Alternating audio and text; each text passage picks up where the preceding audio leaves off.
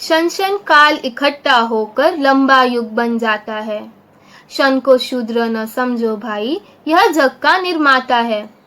नमस्कार, मेरा नाम है क्रीना ठक्कर और आज मैं समय बड़ा बलवान इस विषय पर अपने विचार आप सभी से कहूँगी। जो मनुष्य अपने जीवन में समय की इज्जत करता है वही कामयाब होते हैं।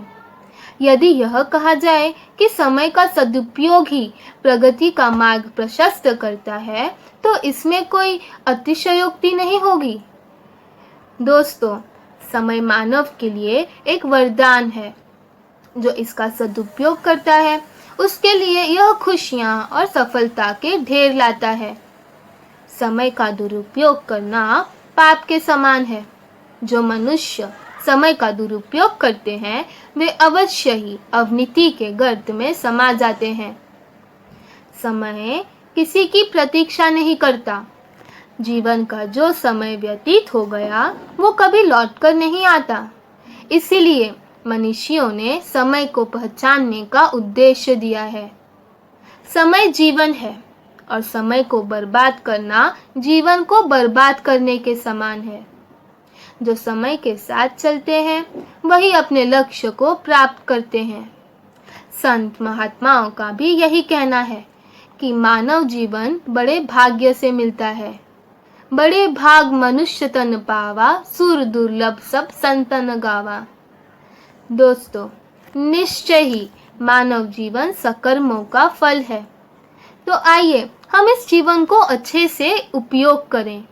कुछ लोग सुर दुर्लभ इस देह को आलस्य में नष्ट कर देते हैं। अगर हमने इसे नहीं पहचाना तो बाद में पछतावे के अलावा और कुछ हाथ नहीं लगने वाला है। इसीलिए बहुत ही महत्वपूर्ण है कि हम समय के महत्व को पहचानें।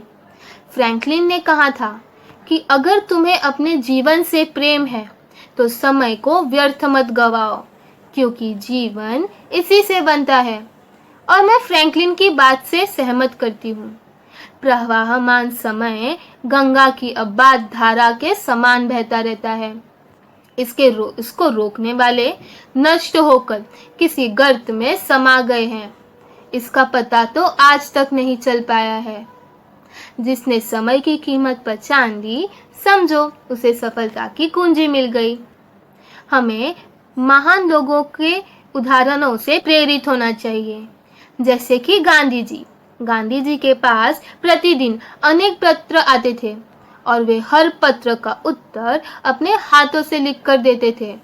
नेहरू जी भी प्रधानमंत्री कार्यालय में आई हुई सभी फाइलों को प्रतिदिन निपटाते थे। हमें उनके जीवन से प्रेरित होना चाहिए तथा इनकी ही तरह समय नियोजन करना चाहिए। ये लोग समय को व्यर्थ नहीं जाने देते थे। हमें भी अपने समय को व्यर्थ नहीं जाने देना चाहिए। मानव का तो कर्तव्य है कि वह समय को महत्व दे तथा उसकी शक्ति को पहचाने। कवि रहीम ने कहा था कि समय लाभ सम लाभ नहीं, समय चूक सम चूक। चतुरन चित रही मन लगी, समय चूक ही चूक। यही मैं अपने शब्दों को विराम देना चाहूंगी। जाते जाते मैं आप सभी से इतना ही कहूंगी कि कोरोना काल में हम सभी के पास बहुत सारा समय है। तो आइए हम इस समय का सदुपयोग करें।